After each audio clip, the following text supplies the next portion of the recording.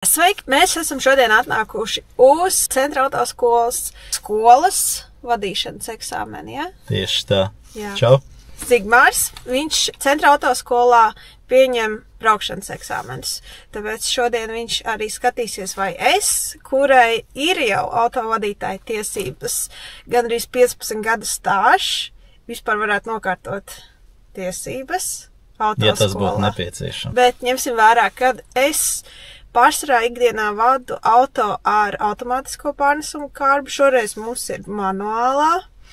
Tad redzēsim, kā mums ies. Cerams, nebūs bēdīgi. Labi, braucam, ja? Nu, tad mēģināsim saregulēties. Jā, laikam. vispirms laikam Mīļākā instruktora frāze ir saregulēsim sēdekli un spogulīšu. Tas ir pirmais, laikam, jā. Kas vienmēr vajadzīgs. Tā man gribās augstāk bišķi. Jā, droši. Ak, Dievs, es esmu vispār 3 pedāļi. Tagad man jāpadomā. Tā kā šeit ir 3, tad mēs regulējam pēc tā sajūga pedāļa attāluma. Es pilnīgi bišķiņ trīc. Spoguls. Vispirms iedarbinam dzinēju, izspiežam sajūgu un piedarbinam, jā. Un tagad jau mēs varam tad regulēties, jā. Bija kaut kā, lai redz abas durvis pareizi, vai ne? Jo mēs vairāk redzam spogulī, kas apkārt notiek, jo labāk. Vairāk tomēr apkārt, ja? Jā, pavisam mazliet, lai mēs redzam tomēr mašīnu. Jā. Laikam... Šo arī? Atpakaļ skat. Jā, labi, tas man bija, bet tas ir arī jāpieregulē pa savam, ja pat liekas, kad ir kārtībā, vai ne? Jā, tieši tā. Jo mēs vairāk redzam apkārt, kas notiek, jo ir labāk. Tā, gaismas ir automātiski. Pārsvarā jau visām jaunajiem auto. Mēs braucam šodien ar kādu auto? Ar Volkswagen Golf. Tu arī pieņem CSDD eksāmenus vairāk? Nē, CSDD tagad ir nomainījušies, tur ir Kia Ceed, benzīna dzinēji, kas ir ļoti aktuāli un svarīgi zināt. Labi, tad es nodemonstrēšu jau pirmo kļūdu, ko mēs varam nopelnīt uzsākot eksāmenu. Es vēl tās sākas braukt. Nē, mēs sākam braukt, un tad es uzreiz pateikšu, kas ir ļoti svarīgi. Kā mēs pat nenoslāpām, ņemot vērā, ka esam braukuši ar automātu. Man jau likās, ka es... bet tu man nepateici, ka brauc, un tā jau ir... Mēs braucam šeit, jā, ne? Kļūda ir tā, ka tu neuzaicināji piesprādzēties pasažierus. Jo tagad ir tie, kas pieņem eksāmenus, nevis pieņem, bet tie, kas kārto eksāmenus, viņiem ir obligāti jāparūpējās par blakus sēdētāju drošību. Jā, mūsu laikos tā nebija. Nebija, jā. Tas ir tagad jāzina. Es tagad piesprādzēšos, un tad jau mēs varam braukt. Es pat neiedomājos. Jā, to arī daudzi atnāk stresā un aizmirst par tādu lietu. Reti, kurš to atcerās. Un tas ir ļoti svarīgi, jo daudzi jau izkrīt eksāmenā tikko uzsākuši kustību CSDD. Jā, mums ir tā, kad man ir pierasts ir braucam, un tad sāk kaut kas pīkstēt, un tad kuram te nav. Šeit arī pīkst, jā. Mēs lēni uzsākām šoreiz, tad viņš neuzsāka. Krustojumā griezīsimies pa kreisi. Tā. Jā, cerās pagriezienu. Un šeit, kā mēs redzam, jau ir otra bīstama kļūda, jo no vienvirziena ielas ir jānogriežās pa kreisi no kreisās joslas. Ko parasti pieredzējuši šoferi, ja tur nav apzīmēts nekas, tad nezinu. Tad krustojumā pa kreisi brauksim, un tad ieņemam kreisā malē, jo jā, jau šeit beidzās zīme. Vienvirziena iela. Un šeit mēs jā, mazliet pa strauji palaidām vaļā.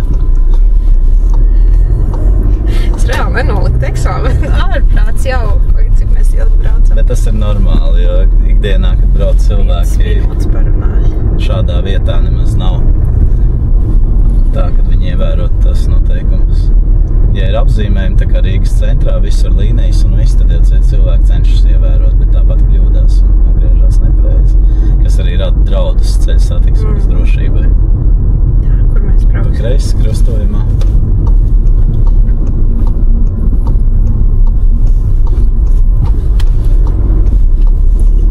Šeit arī mums nav bīstami, bet daļēji kļūda, jo mēs nosakām trajektoriju, tā teikt, ka mēs griežamies pa kreisi, tad mēs nedrīkstam iebraukt pretējā virzienā. Mums ir jācenšās izbraukt tieši gandrīz 90 grādos. Ok.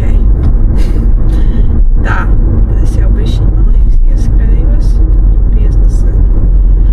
Mazliet mēs dažus kilometrus drīkstam pārsniegt arī CSDD. CSDD arī atļauj, jā?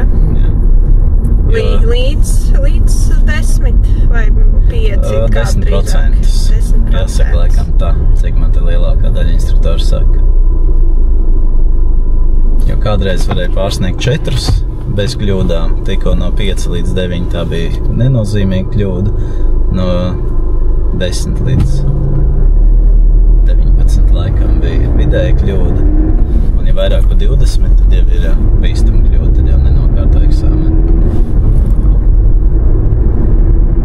Jā, man tāds bišķiņ ir niķis, man liekas, ka lielākai daļai Latvijas iedzīvotāji bišķiņ pārkāp to ātrumu līdz tiem 10 km/h.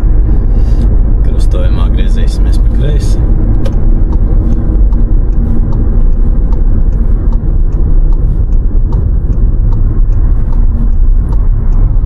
Šeit jau atkal ir tas, kad izdarīts ir labāk nekā jaunie braucēji, kas kārto, jo parasti reti, kurš ieņem kreiso malējo stāvoklis uz ielas, lai nogrieztos, kas būtu arī pareizi, lai aizmugurēji ietiek garām, bet tas jau ir pieredzes trūkums.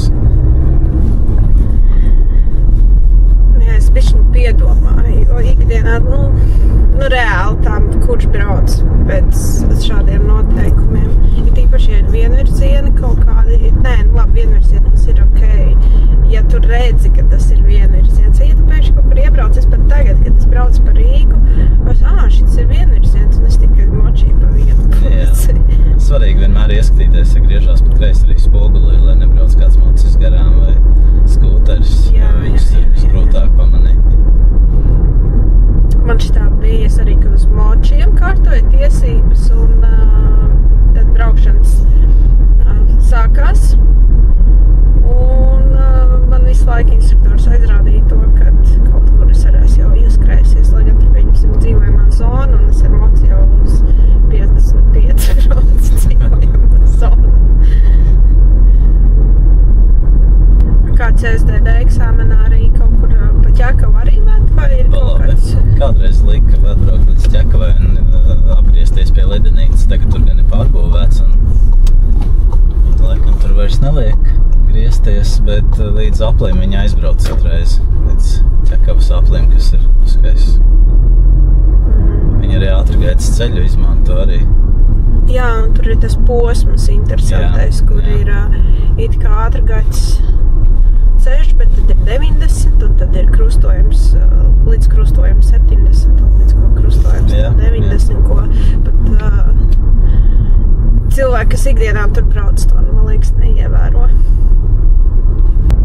Jā, man kā braucējiem, ka es tagad tā kā pie sveša auto arī piesēdos, višķiņi prasa to laikam pierast pie tā auto, un līdz ko tu pierod pie tā auto, un ja tu vēl trenējies ar to pašu auto, tad jau pēc tam ir vieglāk. Tas gan, jo tagad arī CSDD vairāk nedod iesildīšanās aplīti. Kādreiz viņi deva pāris minūtes iesildīties, arī cilvēki pierod pie mašīnas, un tad arī ir vieglāk, bet krustojumā griezīsimies pa labi.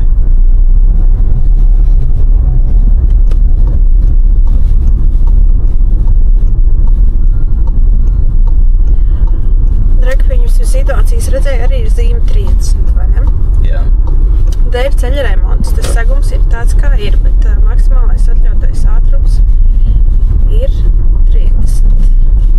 Tad mēs braucam tā, lai jūtamies komfortabli, lai nav tā, ka mums ļotas paliek nekomfortabli un sākam kratīties nevajadzīgi. Jā, un kā CSDD arī droši vien uz to skatās, vai ir segums vai ne. Tieši tā. Jo ir bruģis arī Rīgā, ja brauc pa kaut kādu vecāku ielu, kur ir bruģis, ja viņš ir rupjāks, tad arī jābrauc tā, lai pasažieri arī jūtās komfortabli. Un lai runājot neaizkrīt valoda, teiksim tā. Jā, kratās. Jā.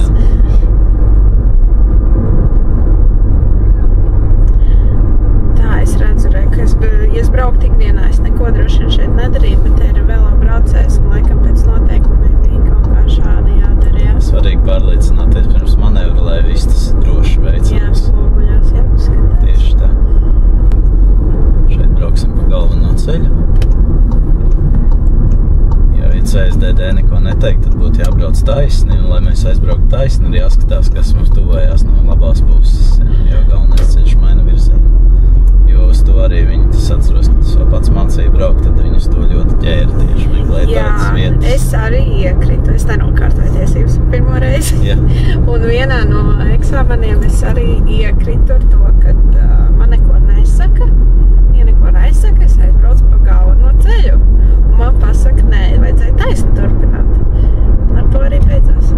Bet it kā nevajadzētu, tā ir novirzīšanās no maršruta, un tā ir tikai vidēji kļuva. Jā. Jā.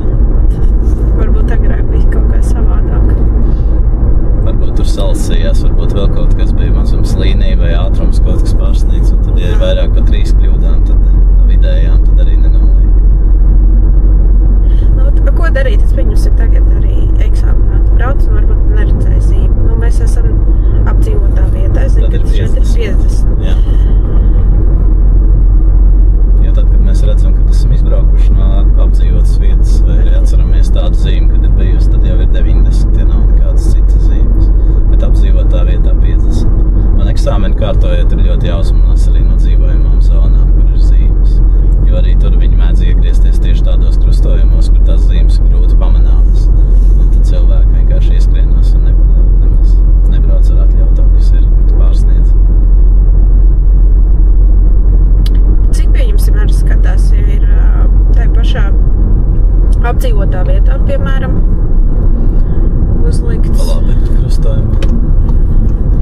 uzlikts pēkšņi, nu, lielāks tas ātrums, bet kursants nepamana. Parasti tā ir vidēja kļūda, bet viņi mēdz arī neieskaitīt eksāmeni, ja nav dinamiska braukšana. Ja ir tādi, kas domā, ka viņi izbrauks lēnāk maršrutu, un līdz ar to viņiem mazāk būs jāizbrauc, bet tomēr dinamika ir vajadzīga. Vajag iekļauties satiksmē, bet gan nepārsniedzot ātrumu, kā citi domā, kad vajag braukt tā kā citi. Ja tur ir atļauts 50, citi brauc 70 vai 80, tad mēs nedrīkstam pārsniegt ātrumu. Mēs varam uzņemt atļautos 50, un tad jāiekļaujas satiksmē, lai nevienu nepatraucētu, kurš brauc ātrāk nekā tāpat nepieciešams. Tomēr labāk ir lēnāk nekā ātrāk, ja nu nezinu. Jo es tagad arī braucu. Ja nezinu, tad drošāk ir lēnāk nekā ātrāk. Ja ir pārsniedz ātrumu, kā jūs minēju, pat vairāk 20 km, tas skaitās jau uzreiz nenokārtots eksāmenis. Bet ja brauc lēnāk, tad tā ir vidēja kļūda. Ja pietiekama, kā šobrīd traktē CSDD pēc protokoliem.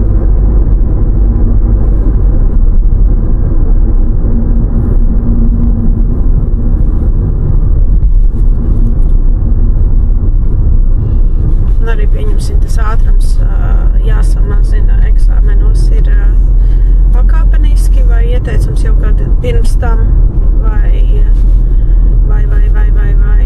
jābūt jau tagad, tu esi pieņemsim, tagad bija 30 zem zīmes jācenšās iebraukt jau ar tādu ātrumu. Jā, tā kā man bija tā kā kļūda bišķiņa, vajadzēja ātrāk to darīt. Jā, bet tas, domāju, viņi par tādu lietu nemaz neminētu, jo mums ļoti smuki sanāca. Un ja cilvēks, teiksim, pārkārto kategoriju citu vai arī pārliek, lai atgūtu tiesības pēc atņemšanas vai kaut ko, viņi tik sīki neskatās arī kā jaunos vadītājus nepārbauda, jo grūti jau ir iemācīties izdarīt visu tā, kā vajag pēc noteikumiem tiem, kam ir pieredze braukt. Tad šādas situācijas, es domāju, viņi nemaz neņem vērā. Vismaz man tā gribās domāt.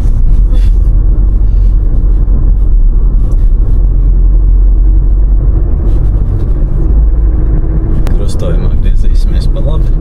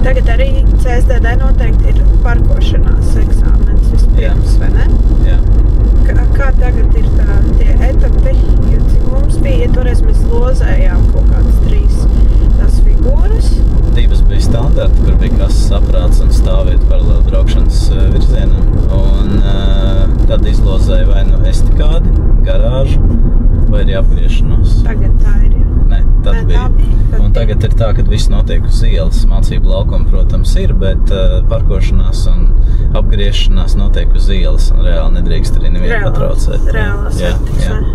Un arī avārijas bremzēšana, kur viņš vienkārši pasaka stop, pēkšņi braucot, un tad ir strauji jāapstājās, kā imitējot, ka kaut kas pēkšņi ir uzradies uz ceļa vai izskrējis. Tas diezgan iedzana izmisumā daudz kursantus. Jā, bet tikai labums tagad ir, ka var tikai uz automātisko pārnesumu kārtu kārtot tiesības. Tie, kas ir tādi bailīgāki un ir pārliecināti, ka nebrauks ar to manuālo. Jā, var arī iemācīties uz automātisko nolikt tiesības, un ja pēkšņi vajadzība, tad arī paņemt pāris braukšanas uz manuālo un nokārtot pārlikt eksāmeni. Tad var kārtot, nevis kārtot, bet tad var braukt gan ar vienu, gan ar otru. Tas kaut kā ir jākārto viss no nulles, vai ir vienkārši kaut kādi papildus, kas ir jāizdara soļi? Lai, ja noliekam uz automātisko kārtu, tad jānokārto tikai braukšanas eksāmenis CSDD uz manuālo. Viss tur nav teorija jākārto, jāmācās no jauna.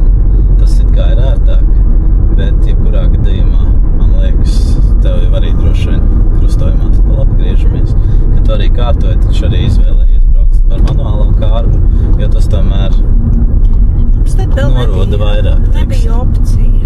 Nebija tad vēl opcija tāda, bija manuālā un viss. Bet, ja man būtu jāizvēlās, laikam tomēr izvēlētos manuālu, lai ir. Jā, pa labi. Jo grūtāk mācībās, jo vieglāk kaujā. Tā ir. Tad droši vien apbraucam tur aplīt un tad nostājamies. Redz, lieliski. Kā liekas? Nokārtoja tiesības. Ja mēs neskaitām to sākumu, kur tu tā padrošini būtu izbraukusi pāris reizes un viss tev būtu izstāstīts, bet tu ļoti labi brauc. Jā, paldies. Teikšu tā, kā ir. Nebiju manuāli aiztikusi, man liekas, 3 vai pat visu 4 gadus noteikti. Parasti pāris mēnešiem jau viss aizmirstās. Tad ir eksāmeni nolika, jā? Jā. Tā kā ja izdomājat, ka jums vajadzētu tomēr arī atsveicināt zināšanas, kā vadīt auto, droši vēršieties centraautoskola.lv. Ir sadaļa instruktori, droši sazināties, ar kuri jums būtu ērtāk tikties un doties ceļā atkal, vai arī, ja jums nav vispār autovadītāja tiesības, arī piesakieties centrautoskolā, noteikti jums visu iemācīs un parūpēsies, lai būtu kvalitatīvas zināšanas un lai jums būtu patīkami vispār to darīt. Un stresēni, protams, būs man pat tagad, kad es iekāpu, man bija bet braukt ir forši, un tas ir pats galvenais, jā. Tā kā droši nebaidaties, droši nākat, piesakaties, un mēs izdarīsim visu, lai jums būtu vienkāršāk to izdarīt. Tā!